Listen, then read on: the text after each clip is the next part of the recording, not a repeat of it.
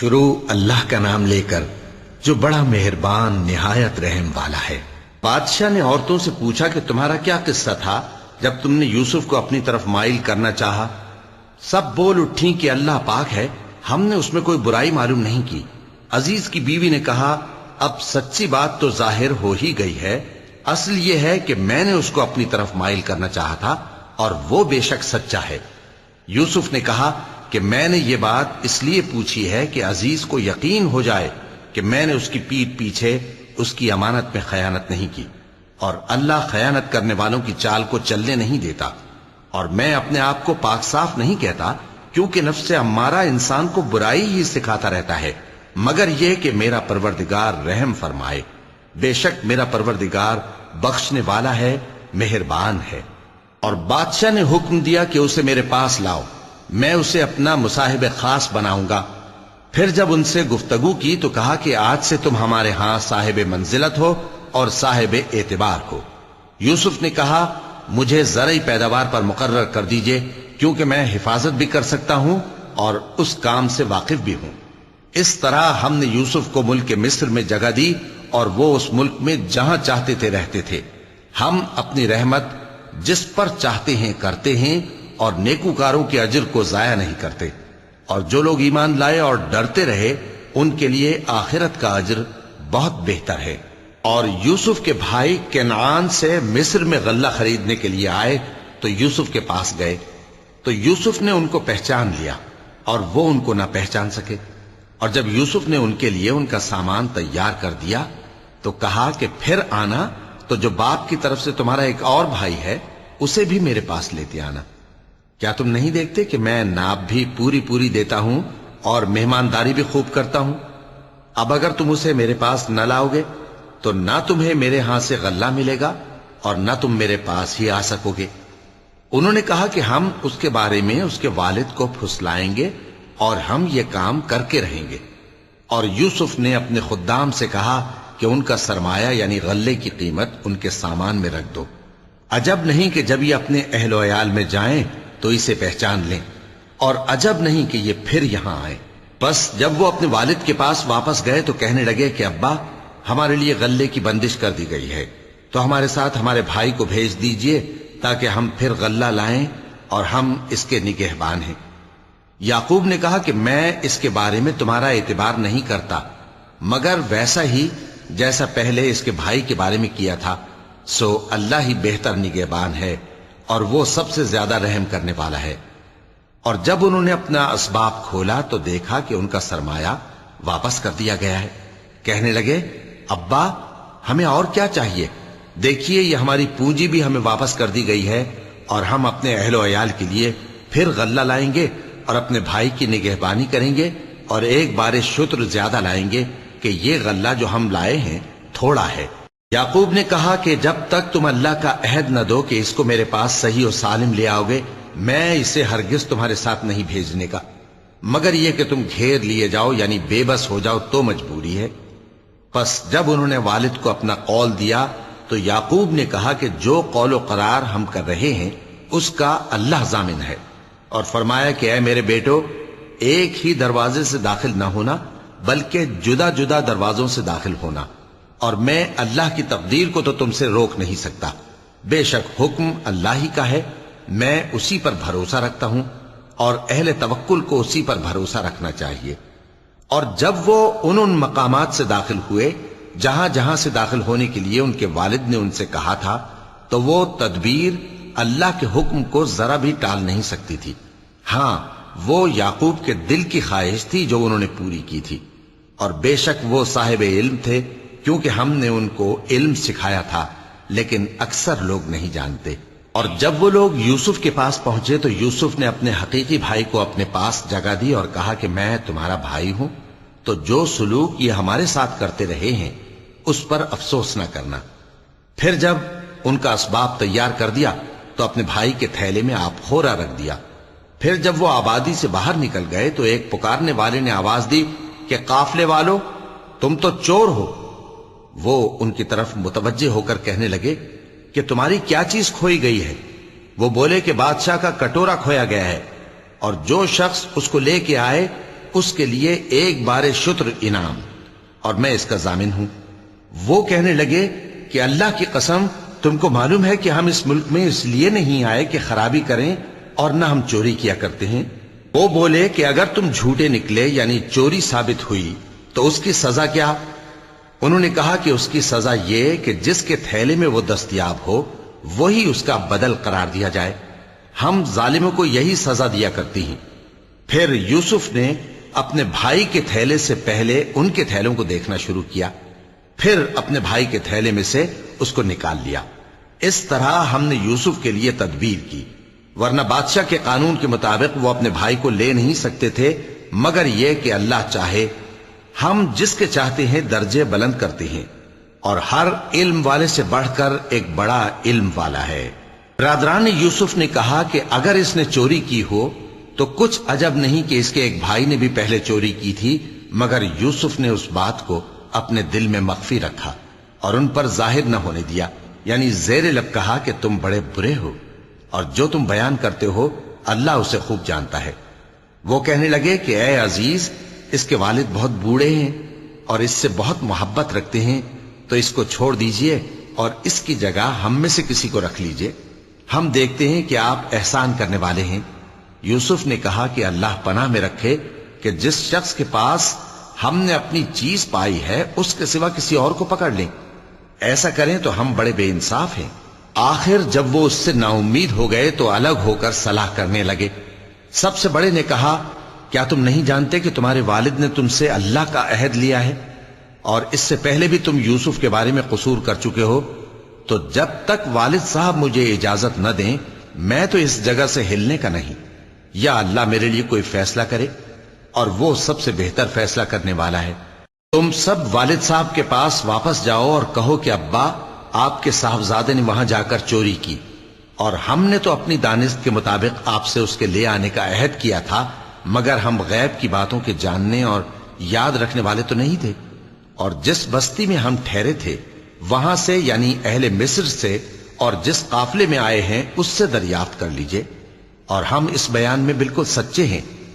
جب انہوں نے یہ بات یعقوب سے آ کر کہی تو انہوں نے کہا کہ حقیقت یوں نہیں ہے، بلکہ یہ بات تم نے اپنے دل سے بنا لی ہے، تو صبر ہی بہتر ہے۔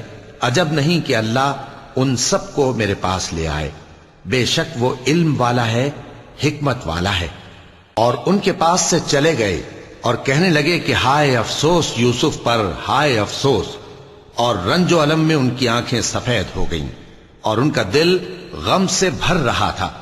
بیٹے کہنے لگے کہ واللہ آپ تو یوسف کو اسی طرح یاد ہی کرتے رہیں گے یہاں تک کہ آپ گھل جائیں گے یا جان ہی دے دیں گے۔ انہوں نے کہا کہ میں تو اپنے غم و اندوہ کا اظہار اللہ سے کرتا ہوں، اور اللہ کی طرف سے وہ باتیں جانتا ہوں جو تم نہیں جانتے۔ اے بیٹو، یوں کرو کہ ایک دفعہ پھر جاؤ اور یوسف اور اس کے بھائی کو تلاش کرو، اور اللہ کی رحمت سے نا امید نہ ہونا کہ اللہ کی رحمت سے تو کافر لوگ ہی نا امید ہوا کرتے ہیں۔ پھر جب وہ یوسف کے پاس گئے تو کہنے لگے کہ اے عزیز، ہمیں اور ہمارے اہل و عیال کو بڑی تکلیف ہو رہی ہے، اور ہم یہ تھوڑا سا سرمایہ لائے ہیں، آپ ہمیں اس کے عوض پورا غلہ دے دیجئے اور ہم پر خیرات کیجئے کہ اللہ خیرات کرنے والوں کو ثواب دیتا ہے۔ یوسف نے کہا، تمہیں معلوم ہے کہ جب تم نادانی میں پھنسے ہوئے تھے تو تم نے یوسف اور اس کے بھائی کے ساتھ کیا کیا تھا؟ وہ بولے، کیا واقعی تم ہی یوسف ہو؟ انہوں نے کہا، ہاں میں یوسف ہوں، اور بن یامین کی طرف اشارہ کر کے کہنے لگے، یہ میرا بھائی ہے، اللہ نے ہم پر بڑا احسان کیا ہے۔ جو شخص اللہ سے ڈرتا اور صبر کرتا ہے تو اللہ نیکوکاروں کا اجر ضائع نہیں کرتا۔ وہ بولے، اللہ کی قسم، اللہ نے تم کو ہم پر فضیلت بخشی ہے، اور بے شک ہم خطا کار تھے۔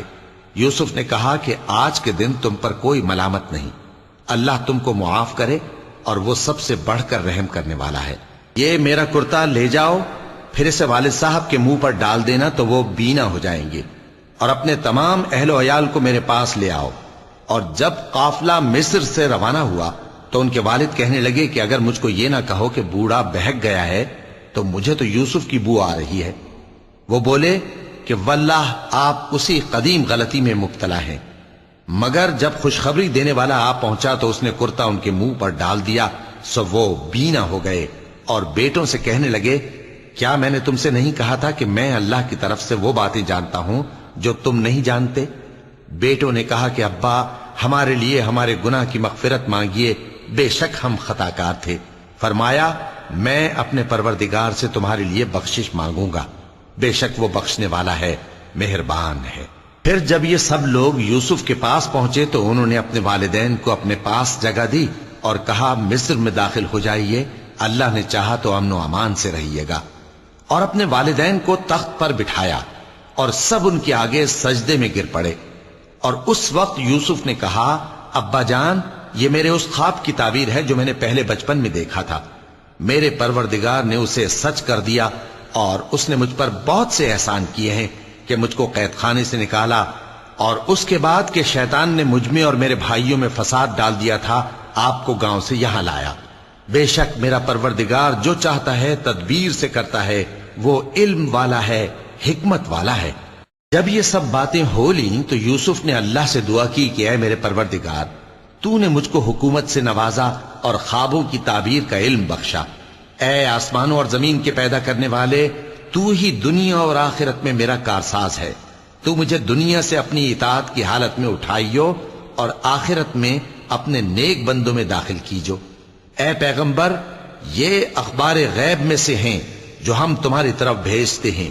اور جب برادران یوسف نے اپنی بات پر اتفاق کیا تھا اور وہ فریب کر رہے تھے تو تم ان کے پاس تو نہ تھے، اور بہت سے آدمی گو تم کتنی خواہش کرو ایمان لانے والے نہیں ہیں، اور تم ان سے اس خیر خواہی کا کچھ صلہ بھی تو نہیں مانگتے۔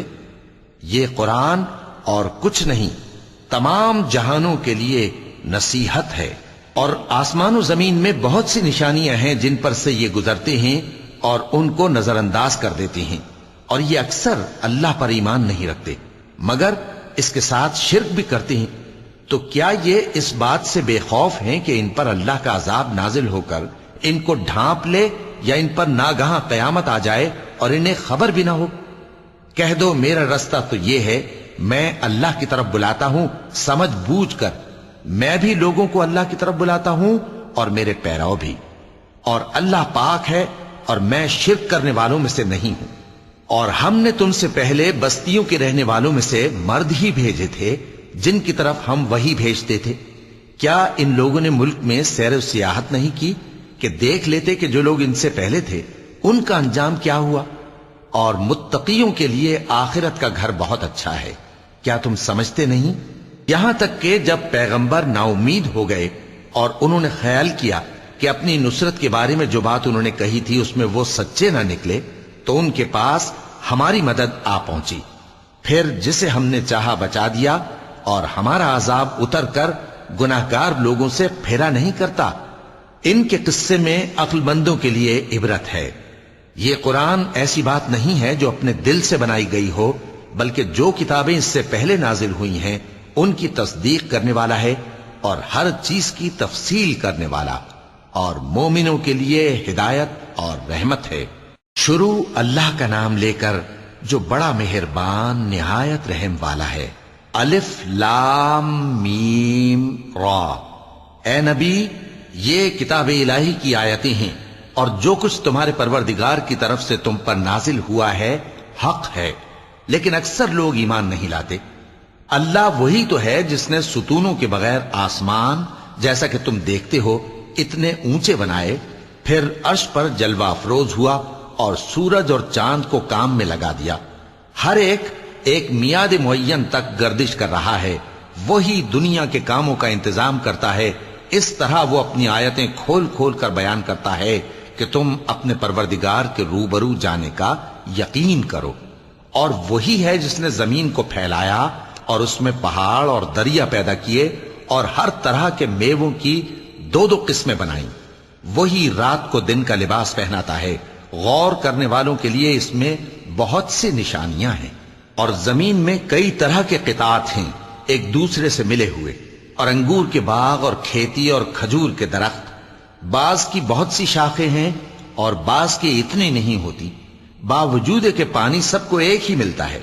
اور ہم بعض میووں کو بعض پر لذت میں فضیلت دیتی ہیں، اور اس میں سمجھنے والوں کے لیے بہت سی نشانیاں ہیں۔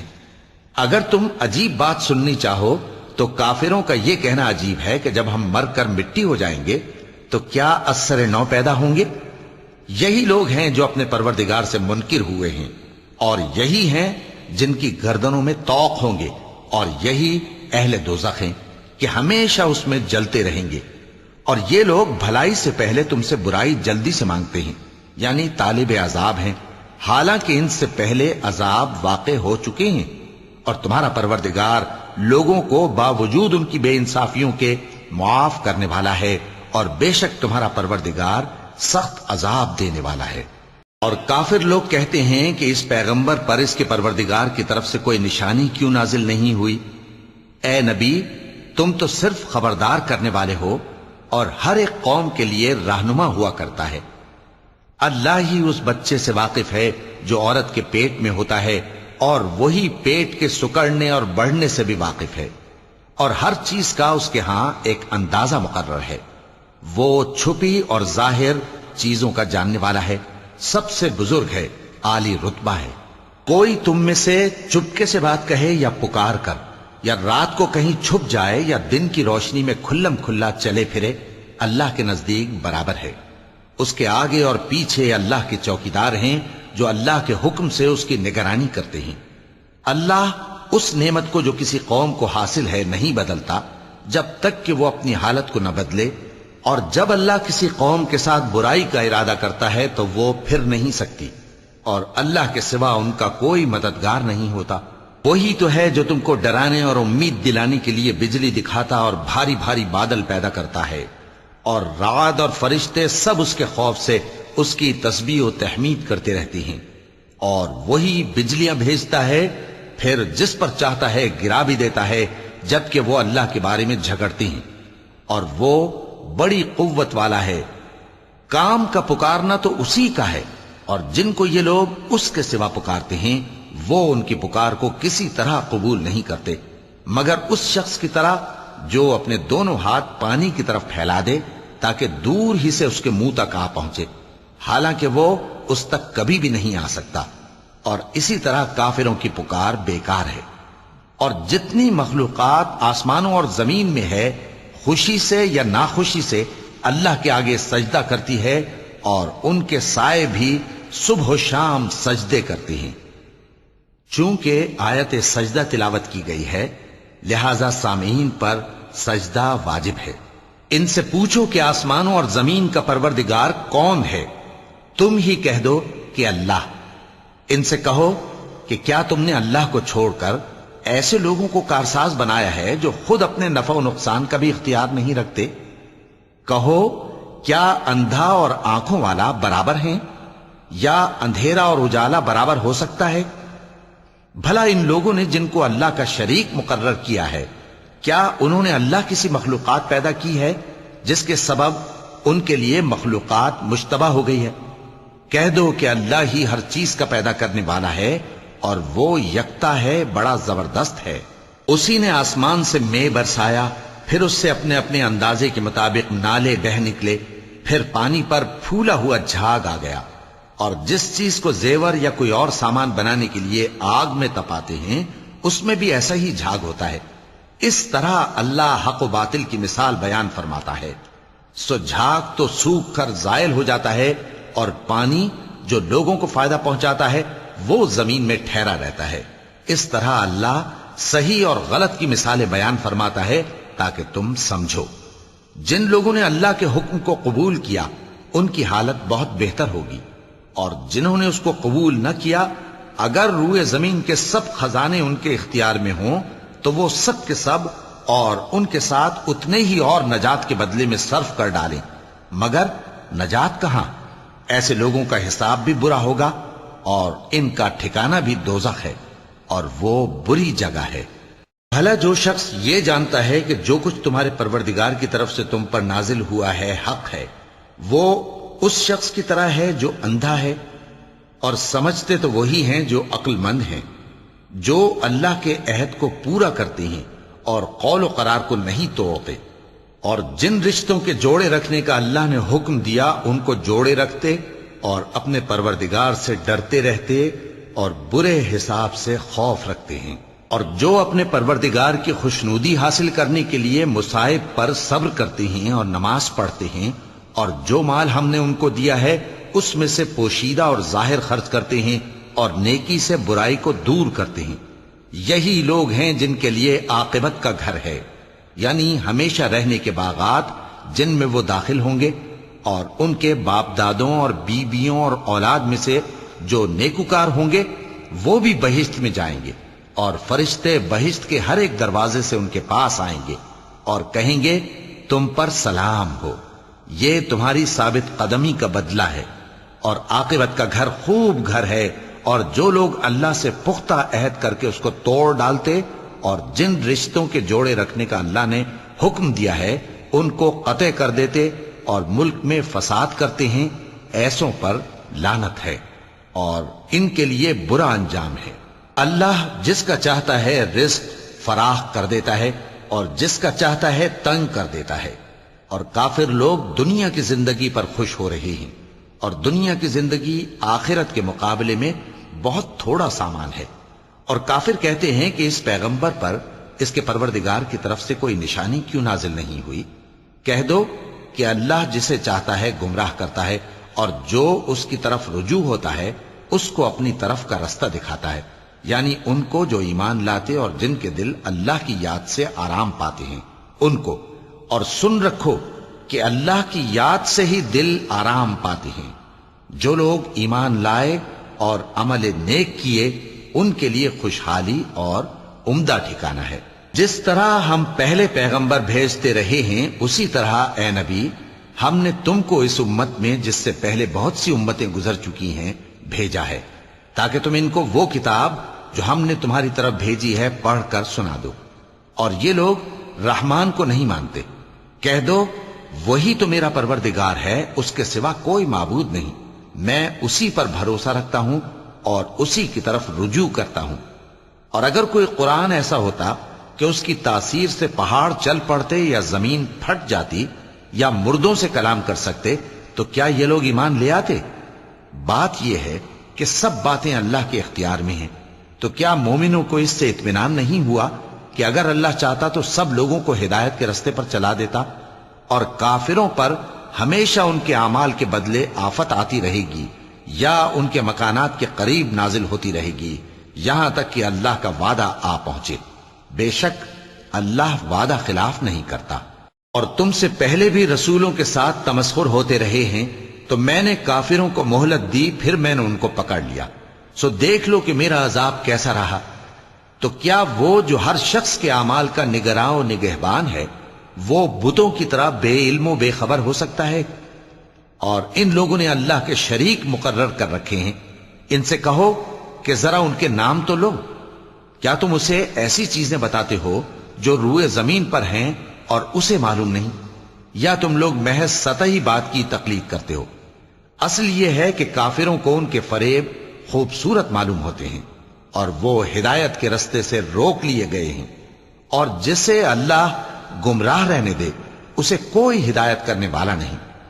ان کو دنیا کی زندگی میں بھی عذاب ہے اور آخرت کا عذاب تو بہت ہی سخت ہے، اور ان کو اللہ کے عذاب سے کوئی بھی بچانے والا نہیں۔ جس جنت کا پرہیزگاروں سے وعدہ کیا گیا ہے اس کی شان یہ ہے کہ اس کے نیچے نہریں بہ رہی ہیں، اس کے پھل ہمیشہ باقی رہنے والے ہیں اور اس کے سائے بھی۔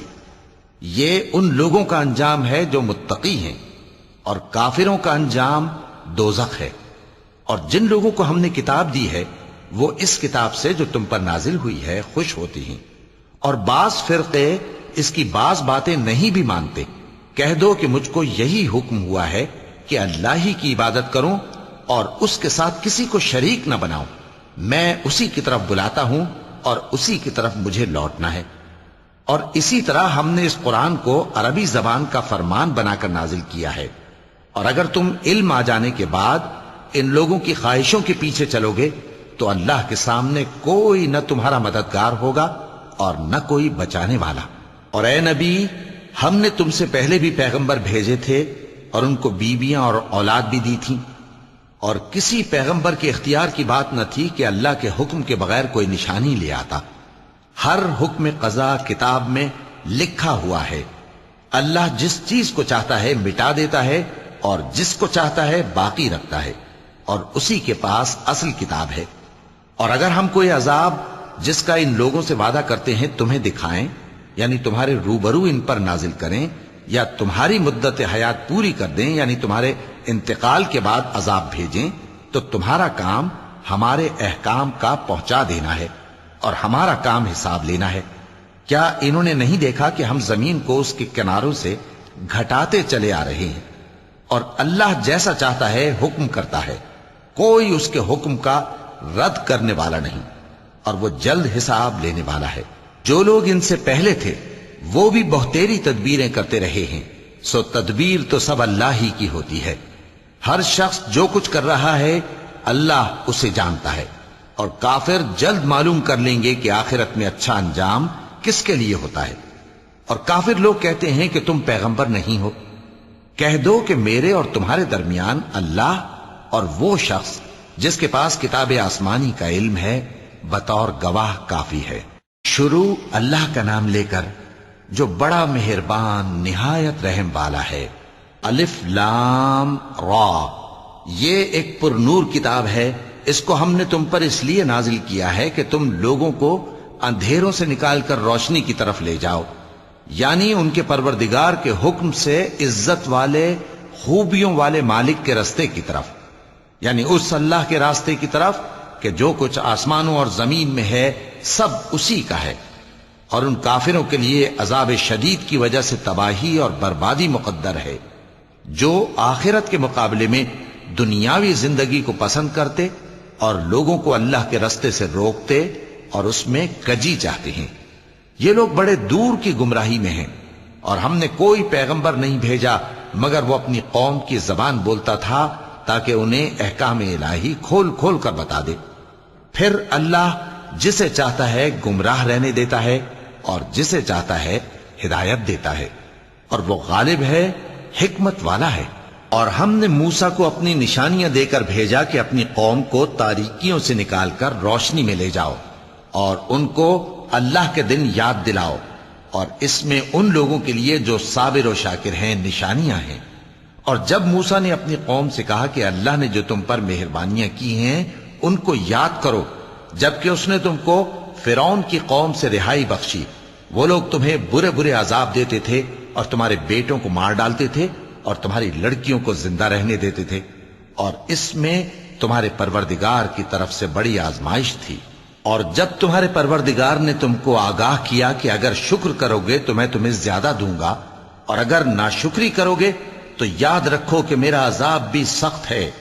اور موسیٰ نے صاف صاف کہہ دیا کہ اگر تم اور جتنے اور لوگ زمین میں ہیں سب کے سب ناشکری کرو تو بھی اللہ بے نیاز ہے، قابل تعریف ہے۔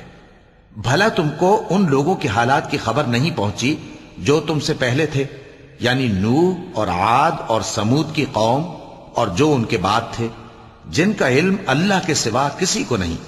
جب ان کے پاس ان کے پیغمبر نشانیاں لے کر آئے تو انہوں نے اپنے ہاتھ ان کے منہوں پر رکھ دیے کہ خاموش رہو، اور کہنے لگے کہ ہم تو تمہاری رسالت کو تسلیم نہیں کرتے، اور جس چیز کی طرف تم ہمیں بلاتے ہو ہم کو اس میں بھاری شک ہے۔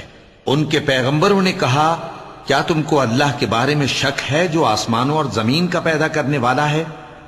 وہ تمہیں اس لیے بلاتا ہے کہ تمہارے گناہ بخشے اور ایک مدت مقرر تک تم کو مہلت دے۔ وہ بولے کہ تم تو ہمارے ہی جیسے آدمی ہو، تمہارا یہ منشا ہے کہ جن چیزوں کو ہمارے بڑے پوجتے رہے ہیں ان کے پوجنے سے تم ہمیں روک دو، تو اچھا کوئی کھلی دلیل لاؤ، یعنی معجزہ دکھاؤ۔ پیغمبروں نے ان سے کہا کہ ہاں ہم تمہارے ہی جیسے آدمی ہیں، لیکن اللہ اپنے بندوں میں سے جس پر چاہتا ہے نبوت کا احسان کرتا ہے، اور ہمارے اختیار کی بات نہیں کہ ہم اللہ کے حکم کے بغیر تم کو تمہاری فرمائش کے مطابق معجزہ دکھائیں۔ اور اللہ ہی پر مومنوں کو تو بھروسہ رکھنا چاہیے، اور ہم کیوں اللہ پر بھروسہ نہ رکھیں حالانکہ اس نے ہم کو ہمارے دین کے سیدھے رستے بتائے ہیں، اور جو تکلیفیں تم ہم کو دیتے ہو اس پر ہم صبر کریں گے، اور اہل توکل کو تو اللہ ہی پر بھروسہ رکھنا چاہیے۔ اور جو کافر تھے انہوں نے اپنے پیغمبروں سے کہا کہ یا تو ہم تم کو اپنے ملک سے باہر نکال دیں گے یا تم ہمارے مذہب میں واپس آ جاؤ۔ پس ان کے پروردگار نے ان کی طرف وحی بھیجی کہ ہم ظالموں کو ہلاک کر دیں گے اور ان کے بعد تم کو اس زمین میں آباد کر دیں گے۔ یہ اس شخص کے لیے ہے جو قیامت کے روز میرے سامنے کھڑے ہونے سے ڈرے اور میرے عذاب سے خوف کرے۔ اور پیغمبروں نے اللہ سے فتح چاہی اور ہر سرکش ضدی نامراد رہ گیا۔ اس کے پیچھے دوزخ ہے اور اسے پیپ والا پانی پلایا جائے گا، وہ اس کو گھونٹ گھونٹ کر کے پیے گا اور گلے سے نہیں اتار سکے گا، اور ہر طرف سے اسے موت آ رہی ہوگی مگر وہ مرنے میں نہیں آئے گا، اور اس کے بعد سخت عذاب ہوگا۔ جن لوگوں نے اپنے پروردگار سے کفر کیا ان کے اعمال کی مثال راکھ کی سی ہے کہ آندھی کے دن اس پر زور کی ہوا چلے جو اسے اڑا لے جائے۔ اسی طرح جو کام وہ کرتے رہے ان پر ان کو کچھ قابو نہ ہوگا۔ یہی تو پرلے سرے کی گمراہی ہے۔ کیا تم نے نہیں دیکھا کہ اللہ نے آسمانوں اور زمین کو تدبیر سے پیدا کیا ہے؟ اگر وہ چاہے تو تم کو نابود کر دے اور تمہاری جگہ نئی مخلوق پیدا کر دے، اور یہ اللہ کو کچھ بھی مشکل نہیں۔ اور قیامت کے دن سب لوگ اللہ کے سامنے کھڑے ہوں گے تو غریب پیروکار بڑے بن بیٹھنے والوں سے کہیں گے کہ ہم تو تمہارے پیرو تھے، کیا تم اللہ کا کچھ عذاب ہم پر سے دفع کر سکتے ہو؟ وہ کہیں گے کہ اگر اللہ ہم کو ہدایت کرتا تو ہم تم کو ہدایت کرتے۔ اب ہم گھبراہٹ ظاہر کریں یا صبر کریں ہمارے حق میں برابر ہے، کوئی جگہ رہائی کی ہمارے لیے نہیں ہے۔ اور جب حساب کتاب کا کام فیصل ہو چکے گا تو شیطان کہے گا جو وعدہ اللہ نے تم سے کیا تھا وہ تو سچا تھا، اور جو وعدہ میں نے تم سے کیا تھا وہ جھوٹا تھا، اور میرا تم پر کسی طرح کا زور نہیں تھا۔ ہاں، میں نے تم کو گمراہی اور باطل کی طرف بلایا تو تم نے جلدی سے اور بے دلیل میرا کہنا مان لیا۔ تو آج مجھے ملامت نہ کرو، اپنے آپ ہی کو ملامت کرو۔ نہ میں تمہاری فریاد رسی کر سکتا ہوں اور نہ تم میری فریاد رسی کر سکتے ہو۔ میں اس بات سے انکار کرتا ہوں کہ تم پہلے مجھے شریک بناتے تھے۔ بے شک جو ظالم ہیں ان کے لیے درد دینے والا عذاب ہے۔ اور جو ایمان لائے اور عمل نیک کرتے رہے وہ بہشتوں میں داخل کیے جائیں گے جن کے نیچے نہریں بہہ رہی ہیں۔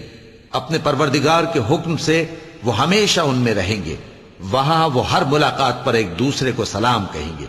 کیا تم نے نہیں دیکھا کہ اللہ نے کلمہ طیبہ کی کیسی مثال بیان فرمائی ہے؟ وہ ایسی ہے جیسے پاکیزہ درخت جس کی جڑ مضبوط ہو اور شاخیں آسمان میں پھیلی ہوں۔ وہ اپنے پروردگار کے حکم سے ہر موقع پر پھل لاتا ہو، اور اللہ لوگوں کے لیے مثالیں بیان فرماتا ہے تاکہ وہ نصیحت حاصل کریں۔ اور ناپاک بات یعنی غلط عقیدے کی مثال ناپاک درخت کی سی ہے کہ وہ زمین کے اوپر ہی سے اکھیڑ کر پھینک دیا جائے، اس کو ذرا بھی قرار و ثبات نہیں۔ اللہ مومنوں کے دلوں کو صحیح اور پکی بات سے دنیا کی زندگی میں بھی مضبوط رکھتا ہے اور آخرت میں بھی رکھے گا۔ اور اللہ بے انصافوں کو گمراہ کر دیتا ہے، اور اللہ جو چاہتا ہے کرتا ہے۔ کیا تم نے ان لوگوں کو نہیں دیکھا جنہوں نے اللہ کے احسان کو ناشکری سے بدل دیا اور اپنی قوم کو تباہی کے گھر میں لا اتارا، یعنی دوزخ میں، کہ سب ناشکرے اس میں داخل ہوں گے اور وہ برا ٹھکانہ ہے۔ اور ان لوگوں نے اللہ کے شریک مقرر کیے کہ لوگوں کو اس کے رستے سے گمراہ کریں۔ کہہ دو کہ چند روز فائدے اٹھا لو، آخر کار تم کو دوزخ کی طرف لوٹ کر جانا ہے۔